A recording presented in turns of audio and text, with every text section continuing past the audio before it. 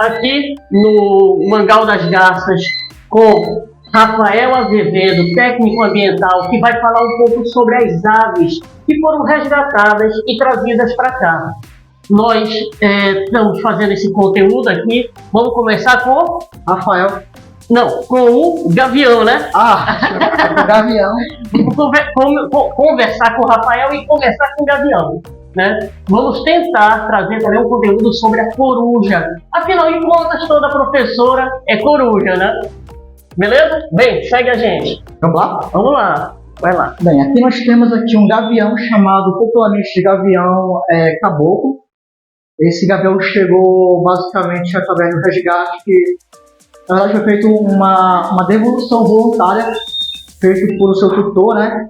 Ele foi basicamente criado de forma livre e se alimentava, né, diariamente, ele ia buscar comida lá diariamente. Só que teve um dia que o seu tutor, ele viu que o gavião não tinha voltado, né, do seu espaço. Então, ele deu por falta, né?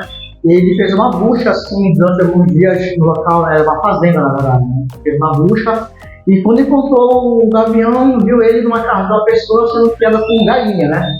Então, um gavião perto de galinha já é meio complicado, porque os gaviões são aves de rapina, são aves caçadoras. Elas têm uma visão apurada, bico forte, garra forte, né? E elas são predadores bem vorazes mesmo. Então, se é um animal desse perto de galinha, meio que você tá vendo que abrindo a porta para o ladrão. Praticamente, né? Dando assim um alimento grátis, basicamente, bem fácil para o animal predar e comer. E essa pessoa que criava ele, né, que pegou esse gavião, cortou as alas dele, né? Não sei se dá para enxergar aqui, ele tá bem dócil, né? Ó, alas cortadas, ó.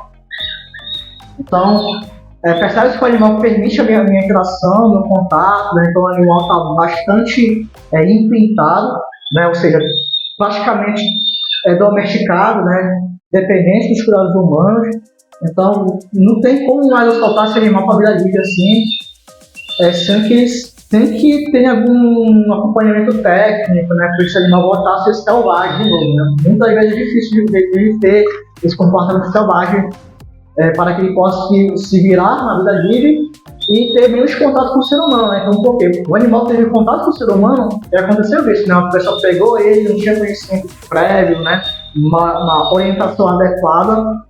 Então, a pessoa pegou ele, cortou as asas e colocou no meio de galinhas, né? Então é complicada essa situação. Sim. Então, basicamente, o seu tutor, né, antes, né, que ela responsável por ele, decidiu fazer então a entrega voluntária desse animal. Então, certamente ele tinha seu conhecimento prévio, né? Alguma orientação feita por algum profissional do meio ambiente, e ele fez o correto, fazer a entrega voluntária de qualquer animal. Né? Animal silvestre, no caso. Então ele veio para cá pro parque, né? Ele veio do município. Eu estou recordando agora do mundo do município. Vou tentar lembrar daqui a pouco que você pode colocar na descrição. Tranquilo. Então, ele já está aqui há quantos dias? Chegou ontem. Hoje eu o alimentei. A alimentação dele basicamente carne, né? Não é qualquer tipo de carne? Não. Tanto que num dos relatos lá na documentação era dado para ele carne de boi, né? Carne bovina. E esses animais na natureza não caçam boi, né? Não caçam ruminante. São boi, vaca, né? Entendi. Então o que acontece? Esse tipo de carne, para eles é um pouco tóxico, porque o excesso geralmente a carne vermelha do boi, né? Ele é rico em ferro. E para ele em excesso, né? Olha essa informação, esse pequeno detalhe, né? Importante. Sim. Para ele em excesso é ruim, principalmente porque ele é um gavião juvenil, então isso para ele acaba, digamos, amolecendo os ossos, o crescimento dos ossos. Então ele pode desenvolver uma forma de fratura ou então um osso torto, né, uma fratura nos ossos. Que bom que não aconteceu, porque a pessoa também dá pedaços de frango, né? Sim. E é uma alimentação mais adequada para lá para eles. Então eles comem frango, comem basicamente algumas espécies podem caçar cobras, lógico, não peçonhentas, algumas aves, que mais? anfíbios também, pequenos mamíferos, né, como curuia, ratos, pequenos macaquinhos também. Então eles começam uma alimentação diferente, né, da gente. Então não é qualquer alimentação que eles vão estar sendo ofertada para eles. Vão ter que tomar muito cuidado. Então esse registro aí que a Dani está fazendo é bastante importante para vocês terem um pouco assim desse entendimento, né, da importância de você ver o bichinho assim, um animal silvestre, né, digamos, no chão.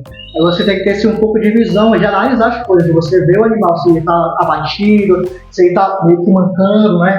Porque às vezes o animal está apenas treinando voo, né?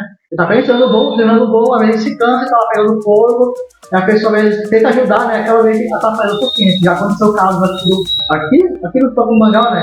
Aqui do lado do Mangal, na verdade, tem aqui a marinha, onde foi encontrado um gaviãozinho, né? Em perfeito estado de saúde, asa boa, perfeito, só que ele estava cansado. Por quê? Porque ele estava dando voo. Então, o marinheiro pegou lá, fez uma movimentação, pegou e trouxe ele, tá, ele fez 10 gastos, né? Bem intencionado. Bem intencionado de fato, aí trouxe para aquela parte, o veterinário avaliou o dia, ele estava perfeito, só que era um juvenil também, né? Então, basicamente, a gente não sabia onde estava o ninho dele, onde estavam os pais, então ele acabou sendo acolhido pelo pai. Pessoal, é um animal muito bonito, muito bonito. E detalhe, ele vai ficar mais bonito ainda. Eu vou acompanhar ele pelo Instagram. Porque ele é um gavião juvenil ainda, então ele vai passar pelo processo de muitas cenas.